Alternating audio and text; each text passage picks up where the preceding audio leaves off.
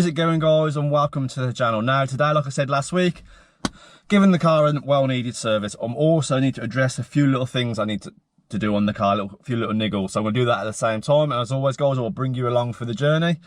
From what I've read up, the oil filter can be quite messy on these ones, so I'm going to have to get some card or something, and hopefully it doesn't drip all over the lower arm, in theory anyway. And I've got a few bits to do on the car, so hope you guys enjoy the video, so let's crack on.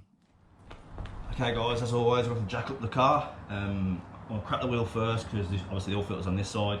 Crack the wheel first, jack the car up, then I can take the wheel off, and then obviously put axle stands and stuff underneath it. So I'm going to crack on with that now, and then we'll make a start with the oil. Oh guys, I've just cracked the wheels off. They have been epically air gunned up. Even the locking wheel nut has been air gunned up. So I was well paranoid about taking it off. But luckily I managed to crack it and didn't break the key. So I think at some point I have to take it to a garage and have them ugga-dugga the leather lockers off. It's probably more safe than me trying to do it with a bar, but for now, I'll be alright. Well then guys, obviously I mentioned about my exhaust blowing. It looks like it's blowing from here, but when I've done that, it appears that the clamp's just not doing anything, so I assume the clamp's buggered. Which is going to be a headache to get off, I suppose.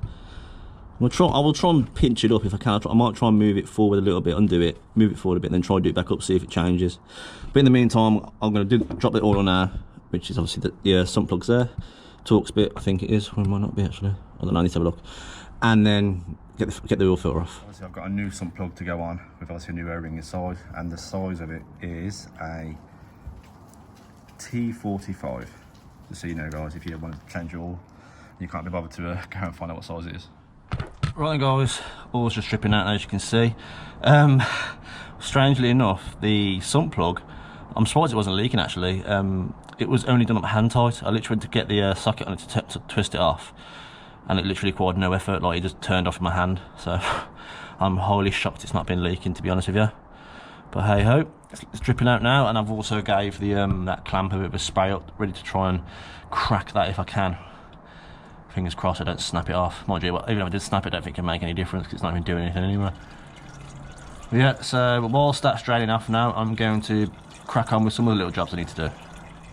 Right then, while that's draining out, the car came with wind deflectors. However, there was no clips holding them in, so I just took them out because when you've done the window up, it just catched the wind deflector. So I actually ordered some clips to put in to stop them obviously catching the window, so they don't move around and everything else. So that's the plan anyway. So I'm gonna chuck them on now. Hopefully that sorts the window issue. Right then guys, I've put a clip there, one there, and one here. So let's see if it catches. Happy days. Right, I was gonna do the other side now, and then that's all done. Obviously the oil's still dripping a little bit. I've just tightened up this clamp, and it's stopped the exhaust from moving about. So I assume that should have cured my blow. If it's not, I'll crack it undo it again, put a bit of paste on it, and then do it back up. But I can't see why that won't have fixed the blowing now, because like, as you can see in the other clip, it was proper loose. But it's now it's solid. So at least the clamp's not knackered. So that's something. So I'm gonna chuck the sump plug in shortly, and then attempt the oil filter. As you can see, the oil filter's here. I've tried to put some bit of card here so it might run down into the bowl from here. I'm not overly sure if this is going to work. Thankfully this isn't over tightened, so I'll be able to take it off. But, right, there we go.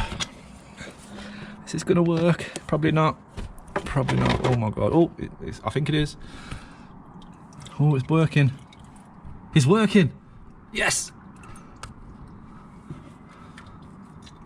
Ha. Well, sort of anyway.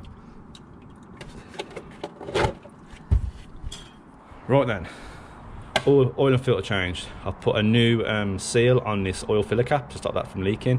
I've also put some Jubilee clips on both ends of here to try and prevent this from leaking onto here, which it seems to keep doing. I can only assume it's coming from here. I'm not too sure where else it could be coming from, so I'll have to keep an eye on that.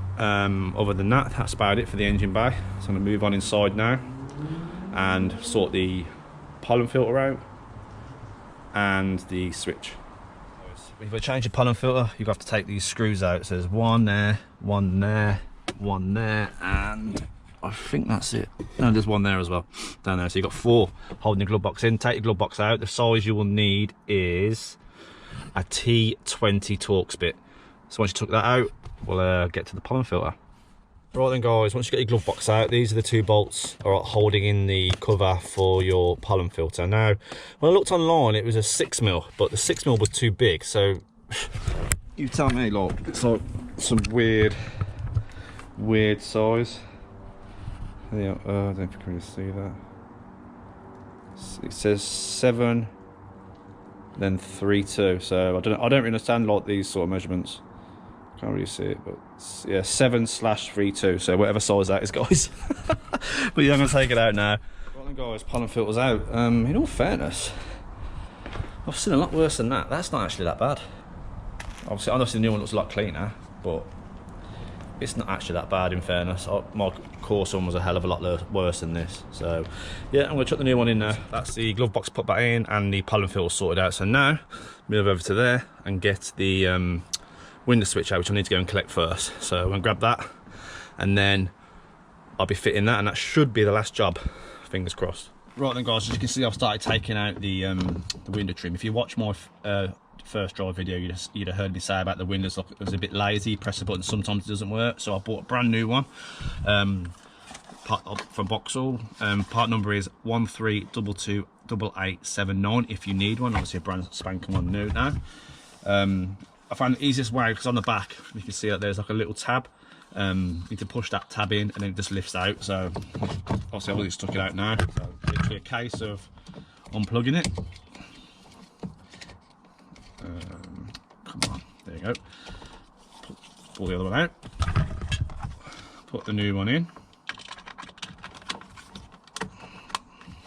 Right, turn the ignition on, make sure it works before I push it all back in. Oh, we've got lights, that's always a good sign.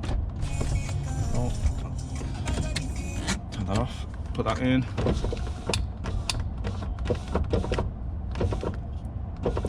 That's much faster. Yeah, brilliant. So that's sorted. So that's another job ticks off the list. Right then guys, that's everything done. Pretty much. Exhaust is done. The oil cap seal is done. The breather has got Jubilee clips on it. Obviously oil filter and pollen filter has been done. Wind deflectors are sorted out, and obviously the window switches are sorted out. So today I'm quite happy with what I've got done. Very productive day, getting everything sorted out. I haven't put the plugs in yet. I've got a set of spark plugs. However, I'm waiting for the next time I'll take them. Basically, you'll understand when I fit the plugs, you'll understand why I've held off. I've also got one of those, is it the one-way breather valves from Nevlock that goes on top of the engine for the breather system, as they're quite common for failing. So I've got a new one from the lads at Nevlock. 30 quid. So it's not the most cheapest thing in the world, but however, it's worth spending that sort of money to prevent further issues happening in the future. But yeah, I'm happy with anything, guys. Oh, also, I got the belt sorted. If you remembered my first drive video, I was saying about it's really slow going in, whereas now it's really fast. Just to do this, all I did was I just sprayed some silicone spray on the back of the belt, put it and let it go up and just let it dry for a minute, and that seems to have solved it.